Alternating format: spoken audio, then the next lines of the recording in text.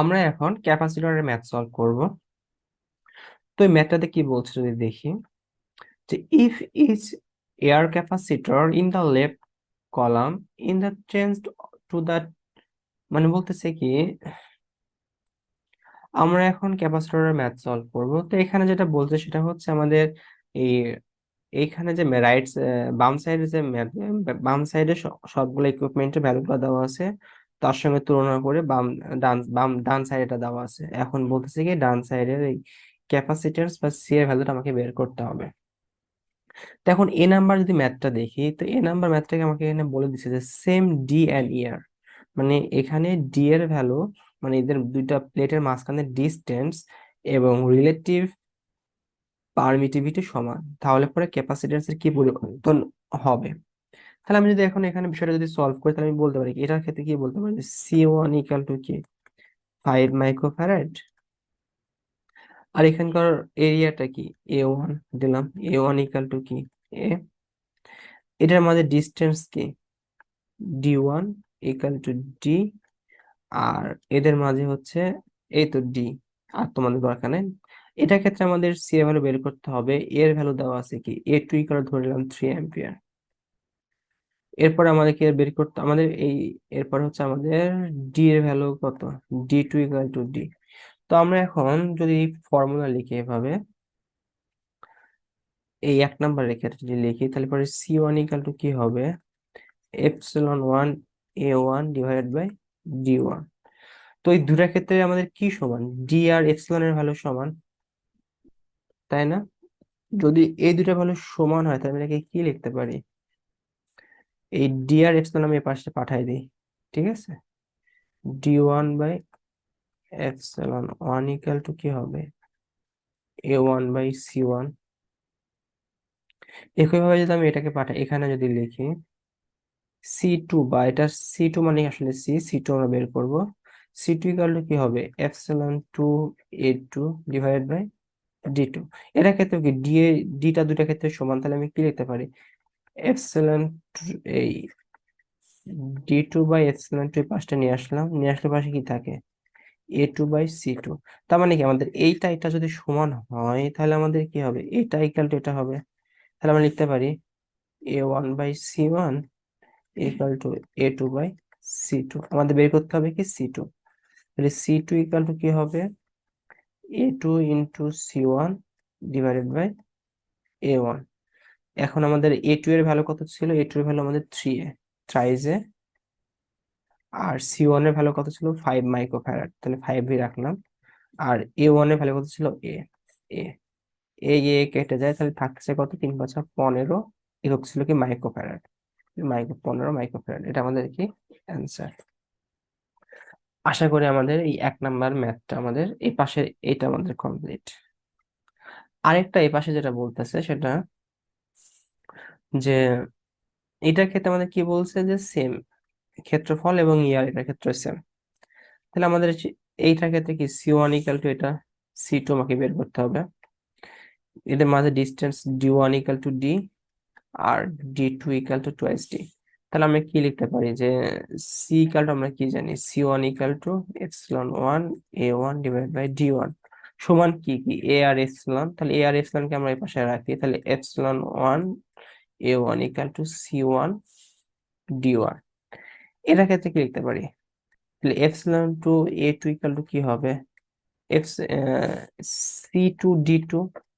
তাহলে আমাদের এইটা এটা যেহেতু সমান, তার মানে বলতে পারি কি এটা এটাও সমান। তাহলে C two C one D one equal to C two D two. আমাদের লাগবে কি সি টু বের করা, তাহলে সি টু ইকাল টু কি লিখতে পারি C one D one divided by D two. তাহলে সি ওয়ান এর ভ্যালু আমাদের কত দেওয়া আছে 0.1, আর ডি ওয়ান এর ভ্যালু দেওয়া আছে কত ডি, আর ডি টু এর ভ্যালু দেওয়া আছে টুয়াইস ডি। এটা যদি কেটে যায় তাহলে কত থাকে 0.1 ইন্টু এ পাশে রেখে হাফ এত মাইক্রোফ্যারাড। আশা করি ম্যাথটা ক্লিয়ার, দুইটা ম্যাথই ক্লিয়ার। আমরা এবার নেক্সট এই ম্যাথের আরেকটা পার্ট আছে। এবার এখানে এটার ক্ষেত্রে কি বলতেছে, এটার ক্ষেত্রে বলতেছে যে এ এবং ডি সেম, এদের এরিয়া এবং এদের মাঝে দুইটার ডিস্টেন্সটা সমান, তাহলে কেমন হবে?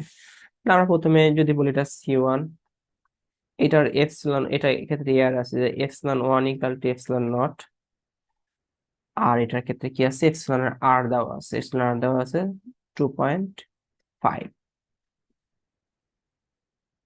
তো আমার ক্ষেত্রে এটা কি বের করা দেওয়া, এপসিলন দেওয়া আছে আর এটার এপসিলন 2 ইকুয়াল টু দেওয়া আছে কি। আচ্ছা, এখানে একটা জিনিস আমাদের খেয়াল রাখবে, সেটা এপসিলন আর ইকুয়াল টু আমরা কি জানি, এপসিলন 0 এপসিলন/এপসিলন 0, তাই না? তো আমি এটা ক্ষেত্রে কি এপসিলন আর বের করতে হবে আমাদের।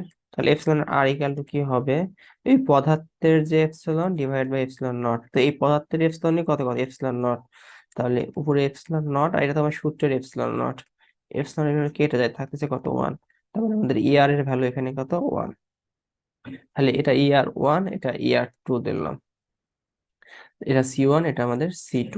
তার ভিতরে সূত্র লিখি, C1 equal to epsilon 1 A1 divided by D1, আর এখানে আমাদের সমান কি কি A এবং D, তাহলে A1 D1 আমরা এপারে রাখি, আর পরে তাহলে কত হবে C1, আর নিচে চলে যাবে এপসিলন 1।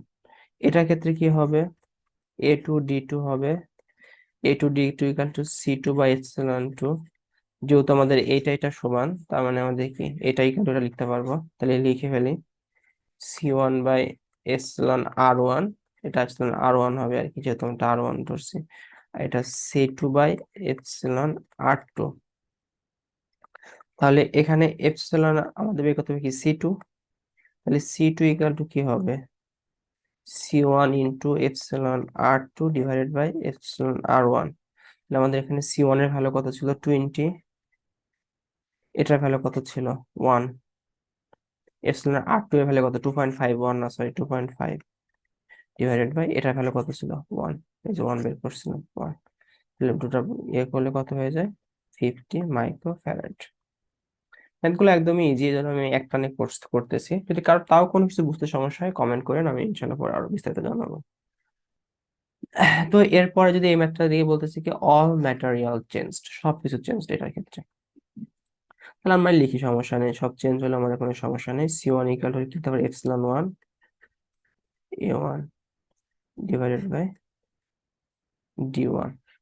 তো C1 এর ভ্যালুটা আমরা কি লিখতে পারি, আমাদের মূলত এখানে আমাদের বের করতে হবে কি C2 এর ভ্যালুটা, তাই না? তো দুইটার ক্ষেত্রে আমি এটাকে যদি লিখি, C1 ইকুয়াল টু কত হবে, এখানে 100 এপসিলন, এখানে এপসিলন 0 এর ভ্যালু দেওয়া আছে, যদি এপসিলন 0 এর ভ্যালু দেওয়া আছে তাহলে এপসিলন আর ইকুয়াল টু কি হবে, এপসিলন/এপসিলন 0, তো এপসিলন এর ভ্যালু দেওয়া আছে এপসিলন 0, এটা কাটলে পরে হবে কত 1, এটা সূত্রের এপসিলন আর কি। তাহলে পরে এটার ক্ষেত্রে কি হবে, এপসিলন আর এর ভ্যালু এখানে 1 হবে, A1 এর ভ্যালু কত A, আর দুটার মাঝে ডিস্টেন্স কি D। তো এখান থেকে আমি বের করতে পারি যে A/D ইকুয়াল টু আসলে কত হলো 100, 1 নাম্বার লিখে রাখলাম। এবার আমরা এটার সাথে সলভ করি, এটার ক্ষেত্রে আমি ধরলাম ক্যাপাসিট্যান্স কি C2 বের করব, তাহলে C2 ইকুয়াল টু কি হবে এপসিলন 2 A2 বাই D2। তাহলে আমাদের এখানে C2 বের করতে হবে, আর E2 এর ভ্যালু কত আমরা জানি, E2 এর ভ্যালু হচ্ছে 5, ER এর ভ্যালু আর কি, ER2 এর ভ্যালু হচ্ছে 5, 5 ইন্টু A2 এর ভ্যালু কত 4A, এর ক্ষেত্রফল কত 4 গুণ হয়েছে। এরপরে হচ্ছে আমাদের D2 এর ভ্যালু কত 1/8D, 1/8 ইন্টু D। তো এখানে আমাদের 4A, এই A/D ইকুয়াল টু আমরা কত জানি, A/D ইকুয়াল টু 100 জানি, তাহলে লিখতে পারি 5 ইন্টু 4, এই 8টা নিচে আছে মানে কি উপরে যাই গুণ হবে, ইন্টু এই A/D এর ভ্যালু কত 100, তাহলে টোটালটা যদি আমরা এখন এটা গুণ করে দেই, সমাধান করলে আমাদের আসবে হচ্ছে 0.16 মাইক্রোফ্যারাড। তো এখানে এই বিষয়টা, এটা যদি কারো যদি কনফিউশন থাকে আমি এটা একটু এখানে বোঝাই দিই, সেটা হচ্ছে C2 ইকুয়াল আমরা কত পেলাম এখানে 5 ইন্টু 4 ইন্টু A/D এর ভ্যালু 100 ডিভাইডেড বাই নিচে ছিল কি 1/8। যদি কোনো একটা রাশি এরকম ভাবে থাকে তাহলে পরে এখানে কি হবে আমাদের, এটা আসলে কি, এটা যদি গুণ করি 5 ইন্টু 4 ইন্টু 100, যদি গুণ লিখি তাহলে এটা কি উপরে চলে যাবে, চলে আসবে, তার মানে এটা উপরে আছে, এই আর কি এভাবে করছে। তো আশা করি ম্যাথটা ক্লিয়ার।